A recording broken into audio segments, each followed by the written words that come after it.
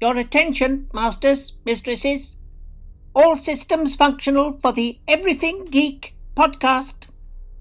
Hey, my name's Rich McDonald, and I played David Mason in Call of Duty Black Ops 2, and you're listening to Everything Geek podcast. Hey everybody, you're listening to Everything Geek podcast. Thanks for listening. Hey, it's Leif Gaffert. I played Uncle Ben's killer in The Amazing Spider-Man, and you're listening to the Everything Geek podcast.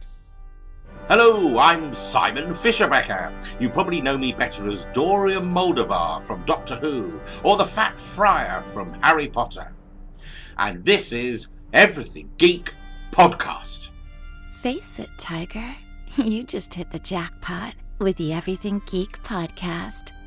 You're listening to the Everything Geek podcast, bringing you interviews from your favorite films and TV shows every week, and all of the latest news. Here's your host, Rory Williamson.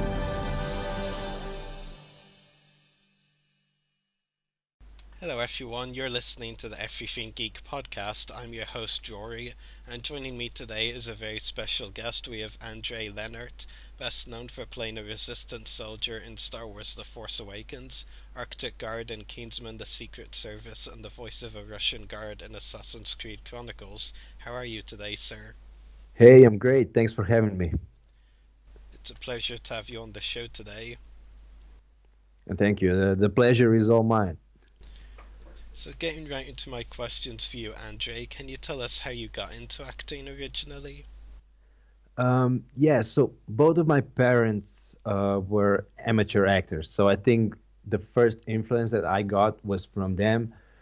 But then my first step into acting was in elementary school, primary school, when I was going to this after-school activity. We would make plays every year, at least one, and then perform it for other kids at school or for some parents who went to some elderly homes and performed it there as well. So I think that was how I got into acting. It was interesting because beforehand I was the opposite of that. I really didn't enjoy performing in front of anyone, performing in front of parents, performing in front of any other crowd. I got just too nervous about that. So it's funny actually that I ended up living off performing arts and living off this business. Yeah, absolutely. I mean, would you say because you weren't nervous at first in front of crowds and all that made you more determined when you were acting? Probably, and I mean, I still am nervous. I wouldn't even say that it got smaller, the amount of nervousness that I have before I perform. It's just that I got used to it. I know that that's gonna happen, and now I just work through it, work with it.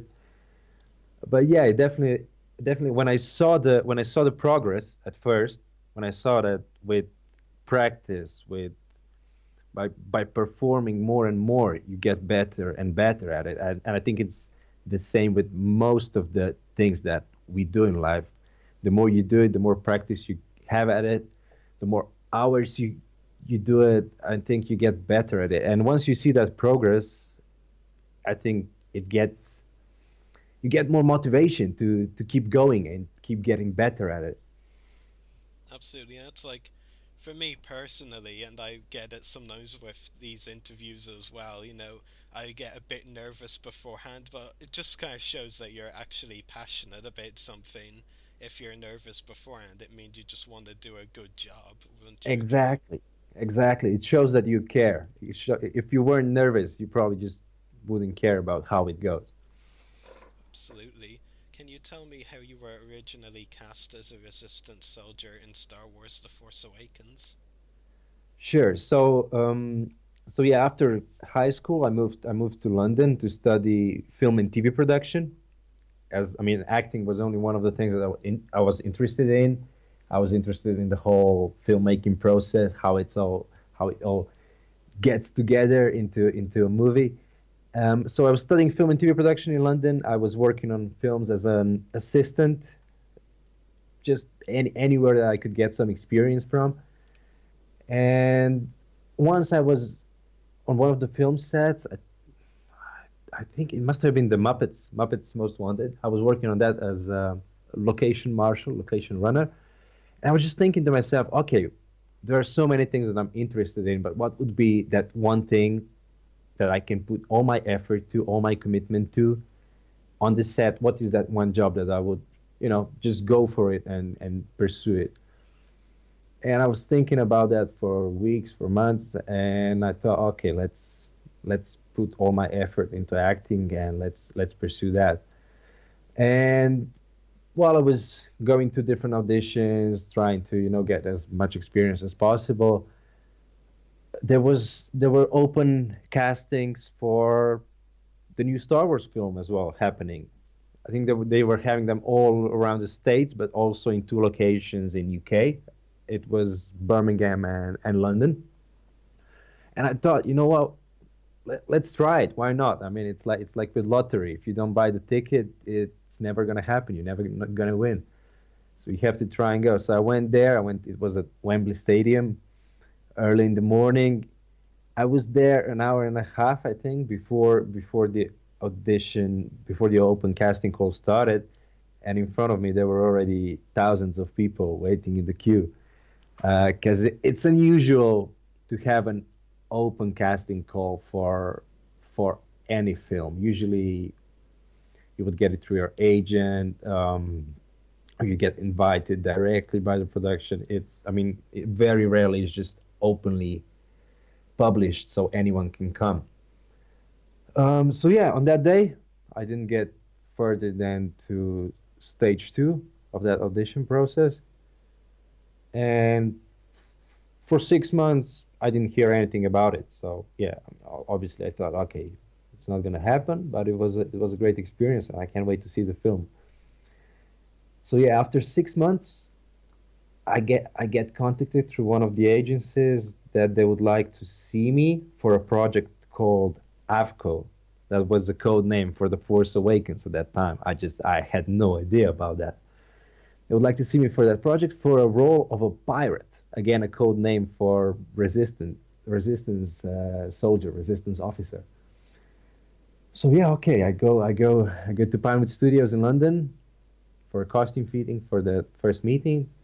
And when I entered the stage where we're having the costume fittings, I just see this. Now, when I think about it, at that time, it just felt like a never-ending row of stormtrooper costumes. And when I saw that, I realized, oh, it's the new Star Wars movie. And I could barely conceal the excitement inside me. So yeah, I got fitted for a resistance soldier, resistance officer, and the whole experience was just surreal.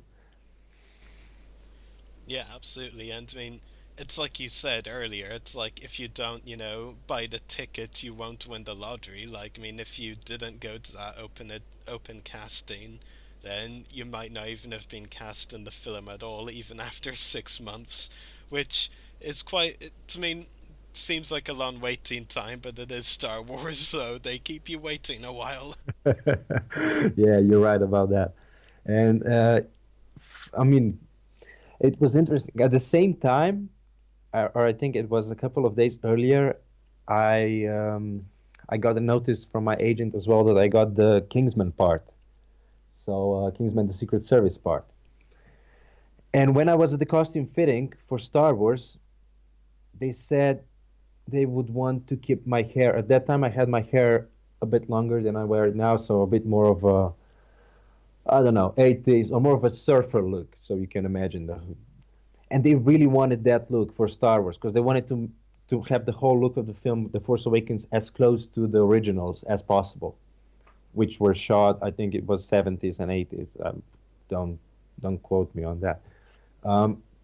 So they wanted it as close to that. But then for the Kingsman, the Secret Service, they wanted to cut my hair short as per military haircut. And it all looked that I won't actually be doing Star Wars because of that, because I had to cut my hair for Kingsman, the Secret Service. And as much as Star Wars is Star Wars, Kingsman: The Secret Service was going to be my first speaking part on a major feature film. It was 20th Century Fox. So that time I had to make a really tough decision to tell the Star Wars hair supervisor that I'll have to cut my hair. I'll do my best to keep it as long as possible, but I have to do it. And luckily enough for me, they kept me on the film, and we can speak about it today. Yeah, absolutely. I mean, it would have been so sad if you didn't get the Star Wars parts because you cut your hair. That would have been sad. It would have been incredibly sad, but that's the way it is. With many times with many parts, like the the reasons why you don't get it or you do get a part can be so out of your hands, um, or it could be just that you didn't do as well in the audition, or you just imagined the part completely differently than they did. But it could be the height, could be the hair color. There's so many variables that you don't have any control over. Yeah, absolutely. And you did mention earlier as well that you were very excited when you realized that it was Star Wars when you arrived at the set. So how big of a Star Wars fan were you before being cast on the film? I was a big Star Wars fan beforehand, definitely. Um, but then with Star Wars, you can have really big fans. So I will say I can't say that I was nearly as much of a fan as a lot of people all around the world are. I loved Star Wars. Even there was this situation before I moved to London, before I worked on films as an assistant, before I had to do anything, before I got to be part of film industry. Um, yeah, just a year before I moved to London, I visited Tunisia, where they filmed Phantom Menace, I think, in the Sahara Desert. So the set from that film production was still standing there at that time, so we could visit it. And I just remember that moment when I was standing in the middle of a Star Wars set in the middle of the desert. I was practically standing in the Star Wars. That's how I felt, and I just had that one thought that once in my lifetime I would love to be a part of production as Star Wars is, or any other film like of this size, and just to do anything, picking up litter, holding cables, just standing in the corner, anything. I would just love to do that once in my lifetime, and I never imagined at that point that I'll actually get to be part of this film galaxy on the silver screen. And I did pick up later on, like Cinderella, the Disney one, or I was standing in a corner holding cables and all that. I got to do all that as well. Yeah, it's really fantastic.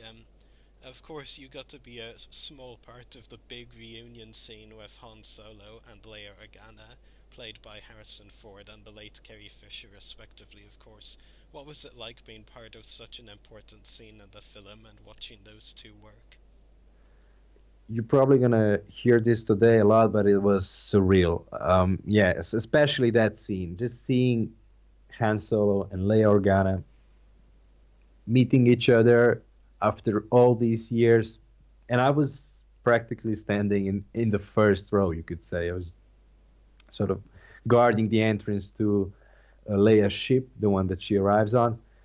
So I was standing there, didn't really have to do much, just standing there holding the blaster, and I could just enjoy that scene, which was, yeah, surreal. And then the C-3PO comes in. It was just amazing. It was also the last day for Carrie Fisher on that production, so that was her last scene that she shot. So it was that much more emotional altogether. And from that day, I remember J.J. Abrams on one of the shots when I didn't have to be in the shot, so I was just standing behind him, and there was J.J. Abrams in front of his monitor, and he's looking at that scene, and it's just an incredible scene. Their dialogue, the way they get through it, the energy. So JJ is looking at his monitor. Next to him is his first AD, and at some point JJ turns to his first AD and he's saying, how amazing is this? We're working on Star Wars, and you could just see that he's this one big kid that got his dreams come true. His dreams came true, and yeah, he's working on Star Wars film, and you could just feel that the same feeling. You could get the same feeling from everyone that was working on that production. It was just an iconic film to be part of, iconic film series, iconic film saga to be part of. Absolutely. And what's also interesting as well is that you mentioned it was Carrie's last day shooting on The Force Awakens, because, I mean, that's the thing that, you know, sometimes I think it gets overlooked by some fans, is sometimes, like, scenes are shot out of order, so, yeah, it wasn't necessarily Leia's last scene in the film, because it wasn't, but, you know, sometimes they don't shoot the scenes in order that they're in the film, so that's something just to point out. It is, yeah, it was actually the other way around. So it was her first scene in the film, but the last one she shot. So that's another thing for actor. It could be very challenging sometimes. Sometimes, yeah, you're shooting the scene that, I mean, you're shooting a scene where you're at the funeral of a character that you're closely related to, and your character really cares about, but then you haven't actually met that person yet. You didn't do any other scenes with that person, so this type of scenes can be very challenging. Absolutely. What was the experience like working with the cast and crew of The Force Awakens? So yeah, like I said, you could just get that feeling that everyone, and I mean everyone, is excited to be there. I met a guy whose father worked on the original Star Wars that were shot in London as well at Elstree Studios. So it was sort of from generation to generation. They all worked on the Star Wars movies. It was like on some films, you could get the feeling that it's just a job. People just are there from that hour to that hour so they can earn that money and go home. But with Star Wars, yeah, you could really feel that everyone was excited about being the part of, and you could just see that on every step. There are so many moments that I remember when, I don't know, and I think a lot of it is due to JJ as well being such a hands-on director, such an excited big kid on Star Wars set as well. He would direct every small droid, you know. He would interact with everyone. It was just a pleasure to be on that set, really. Definitely. What would you say were the biggest challenges you faced while working on The Force Awakens? Definitely for me, the biggest challenge was not being able to tell anyone that I'm working on Star Wars film. We weren't supposed to speak about it up to the premiere. Everything was very like top secret. So when we would arrive to the studios, we would either give away our cell phones or they would cover the cameras on the phones with a special kind of sticker that they could see at the end of the day if it got removed. If we stepped out of the stages, so out of the studio buildings, we would have to wear special kind of. It's not just sort of a hooded cape. I can't find the word for it now, but anyway, something that looked especially Jedi, but it was supposed to cover our actual costumes. So if there were some photographers, and there were photographers all around the studios or around the sets, just waiting to get that little snippet, a little first look at the new Star Wars movie, in case they caught us on photos, they wouldn't get the costumes. They wouldn't see the costumes. So it was all, yeah, top secret. It was it was probably the most expected movie of that, I don't know, century. Yeah, absolutely. And I mean, I've obviously talked to some of the other Force Awakens cast as well, and no matter how big or small of a part people have played, like it was the same for like everyone that I've interviewed, or at least those that I've Hmm. talked to about it, like that they had to wear the like capes or cloaks or whatever, to conceal the real costumes. Like they really wanted to keep everything a secret, down to even the costumes. Exactly. Cloak, that's the word.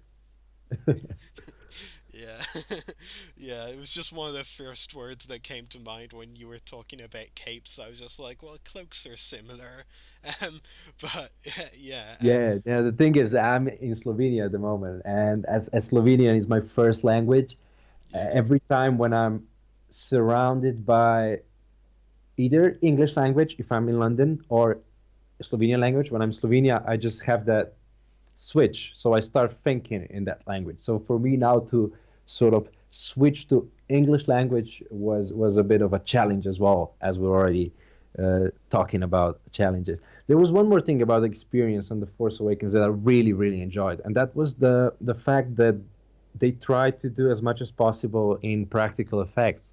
So all the sets would actually be there, as in supposed to, I don't know. I worked in the Avengers, Age of Ultron, and there most of the sets were green screen. So they would add in the whole set afterwards, with computer graphics and computer animation. But with Star Wars: The Force Awakens, when you stepped on the set, you turned around and anywhere you looked, it was Star Wars. All these little droids were running around, driving around. All these creatures next to you would be animatronics. So that alien creature would actually, blink, move its nostrils, move its mouth. It was surreal. You actually were in Star Wars. absolutely. Getting back to something you mentioned a couple of minutes ago, so you said that even up until the premiere, you weren't allowed to tell anyone that you were in Star Wars, not even like family or friends or anything. So I have to ask, and it's okay if you don't remember, because this is a very specific question. So if you can remember, just give me an approximation or best estimate. Like, when did you shoot your scenes for Star Wars compared to like when you were able to tell people? Like, how long between the two? Who? I th- I think it was a year and a half. Wow. I think it was a year and a half because we shot them during sort of summer period, if I'm correct, and then the Star Wars, so the Force Awakens came out in 2015 Yeah, December December. 2015. Okay, so yeah, so it must have been then what? I don't know. Yeah, I think it was a year and a half. A year and a half. Wow, that must be the hardest secret you've ever had to keep. Oh, it was definitely. I mean, I did tell my brother about it. I had to tell someone. It's just too much of a secret actually. I didn't tell him anything about like specific details about the production, but it was just, you're not gonna believe that I'm working on Star Wars. It's amazing, and I'll tell you more about it when the film comes out. Yeah, it's really cool. I feel like most of the cast members, even if they weren't meant to tell anyone, had to tell at least one person. So, yeah. I mean, it's hard not to tell anyone where you're going, like for that that much of that long period of time. Yeah, absolutely. What would you say are your favorite memories from your time working on The Force Awakens? Uh, okay, one of them was definitely the scene that we talked about already. That was one of the best days on the set. Just, yeah, being in first row, uh, and watching that scene between Han and Leia happen, and then C-3PO walks in. It was just amazing. Then, one of the moments that when I was the most starstruck was when I saw R2D2 for the first time. 'Cause he was one of my favorite characters. besides Yoda. And when R2D2 passed by, it was just that, again, that surreal moment, that starstruck moment that you sometimes get when you see big actors that you admire, and you kind of feel like you've seen them so many times, but you saw them on screen and then you see them in person. So I had that moment with R2D2. Um, Similarly with Chewbacca, just to see Chewbacca, give him a hug, that was awesome.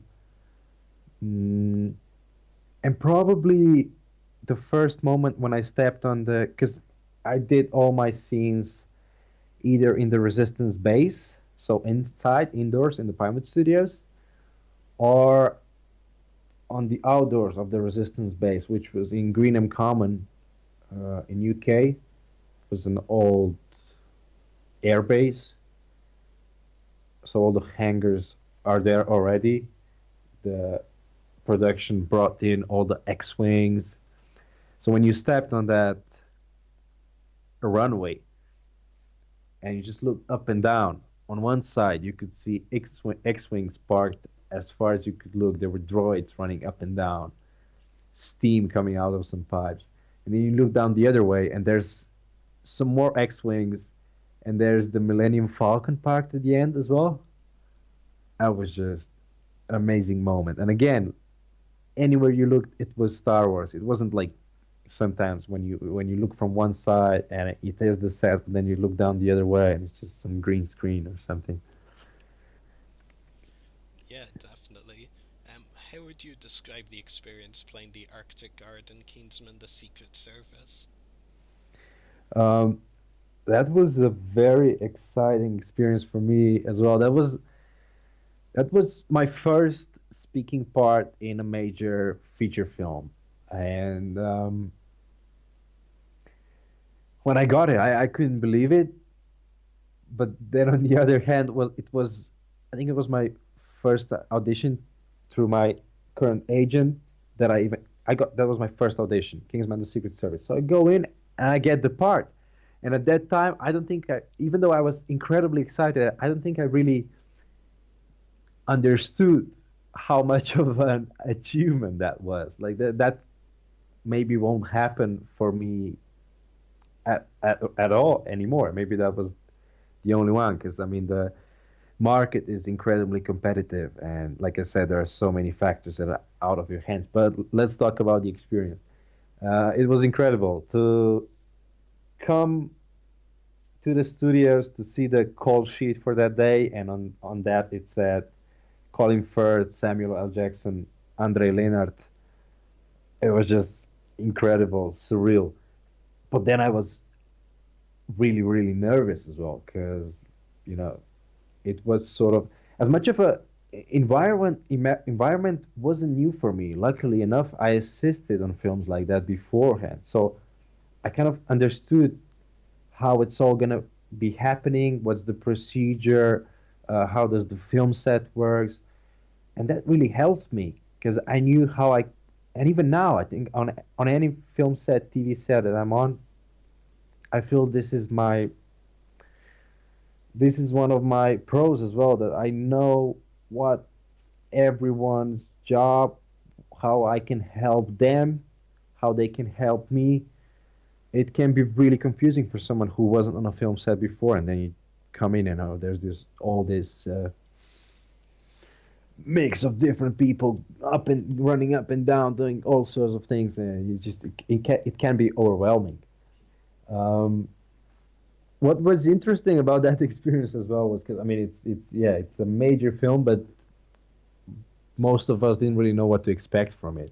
It's not like Star Wars, that was established movie saga and franchise beforehand. So I thought, okay, it's great, amazing. Matthew Vaughn directing, who did X-Men First Class. He produced for Guy Ritchie. So Stardust is Matthew Vaughn's film, amazing film. So yeah, I was excited and nervous. What was interesting about that is that I didn't know what my line is going to be up to the day when I got to the studios, and up to the moment when I was already standing on my mark, everyone was ready to shoot. And at that point, you know how it is on film set, like there's so much noise, everything's happening, but then just before it's your turn to do your thing, everything goes quiet, and you know it's your time to shine. And at that point, I still didn't know what's my line gonna be. What am I supposed to say? And I see Matthew Vaughn walking up to me. I think, and it was the first AD with him as well. And Matthew's saying, "Okay, so what should he say?" And they came up with that line, Swedish Prime Minister requesting permission to land on the spot. Obviously, I mean it's nothing complicated, but I was already nervous enough. But we did it. It all went well. It was an amazing experience. Uh, what's interesting about it as well is, as we talked earlier, that some scenes aren't shot in the order that they're gonna be put in the film. Then, in the edit, in this case, there was another film industry illusion that was being used, and the fact is, so we shot the scene that's supposed to be happening in Arctic or up in some mountains, in snowy landscape, cold. I was wearing a double winter outfit, really warm. We were shooting that in Pinewood Studios, outside in the park, in June. So it was really, really warm. Again, we did it in front of green screen. They brought in that rocket launcher that you can see in the film, and the guy standing next to it, and we did it. But yeah, so many times you shoot some scenes that were supposed to be, I don't know, in summer, and then you do it in autumn, and there are guys that run in and pick up all the leaves that are falling from the trees, so they don't have them in shot, and it's crazy, crazy stuff sometimes of what they do to get the illusion across. Yeah, absolutely. Which would you say has been the most challenging role in your career so far? I don't know. I mean, there's not one role that I would point out. Each and every one was challenging in its own way, and especially as I think, I mean, in such an early stages of my career, every role is challenging in a way. Maybe, I mean, you might be surprised, but there was a kids show, theater show that I did last year. It was a puppet play. So for me, that was a whole new experience. It was my first theater show, and it was my first project where I had to animate puppets. So yeah, that was incredibly challenging. Much more challenging than standing still in Star Wars: The Force Awakens or Kingsman: The Secret Service. Yeah, that sure sounds like a really interesting role, though, and a really interesting first experience of theatre, though. It was awesome, and I'm so grateful for it, and I can't wait to do more. But yeah, like I said, it's a whole different medium, theater, and then having puppets as well. And with everything I do, I want to do it properly. I want to do it 200%. I just want to do it really well. So whenever I'm thrown into I could say I was just thrown into deep water, and I had to somehow swim, and I think we did well, and I'm really proud of the team, and yeah, I'm hoping to do some more of the projects like that in the future. Definitely. And my final question for you, Andrei, do you have any upcoming acting roles or any other projects that you would like to talk about? Okay, there are a couple of things happening at the moment. Nothing is that far that I could really properly talk about it. I'm doing a lot of voiceovers for the cartoons. That's one thing that I'm really passionate about. So I would do Slovene voiceovers for, like, I don't know, Lego Ninjago recently, and the Beyblade series. So I'm doing that all the time. There's Indian-British co-production film, action-adventure, about to be shot next year. So I'm really, really excited about that one. It's with director Nanda, who I did Validation with. Um, and then we just shot a pilot for Slovenian TV series. I really have my fingers crossed for this one, as it's an action comedy adventure happening in medieval times. It's really well written, so I would love to do that, as I'm a massive fan of all historical films and adventure films. Like I adore series like Vikings and some fantasy as well as Game of Thrones and things like that. So I would love to shoot as much of that as possible. Yeah, it's really great. That's all of my questions for you today, Andrei. It's been a pleasure talking to you on the podcast. Thank you so much. Hopefully we can talk to you again sometime. I'm really looking forward to that. Yeah. We'll look forward to talking to you again too sometime. Thanks again for joining us, and take care. Bye. Take care. Bye. Time to wrap up today's show. Make sure to check out our podcast links. Check out our website.everythinggeekpodcast.com/egp.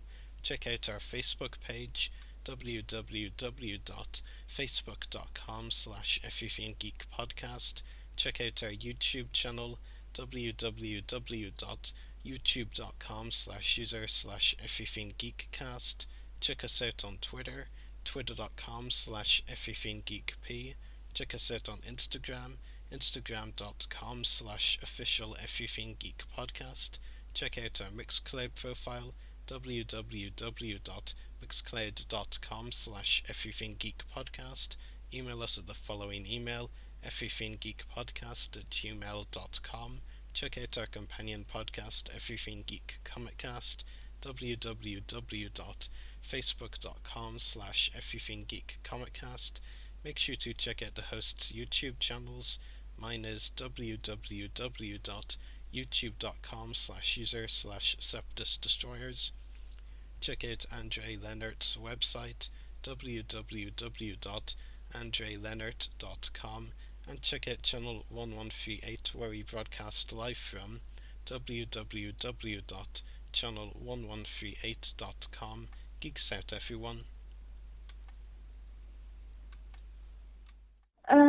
Well, an agency that I recently had gone to see, an acting agency, they contacted me very sudden about a potential role, but they couldn't tell me what it was for. So the same week I went. Easy part in 45-degree heat and no air conditioning, but that was the easy part. Then I had to put like an armor over my head, which rested on my shoulders, but then the headdress. So the helmet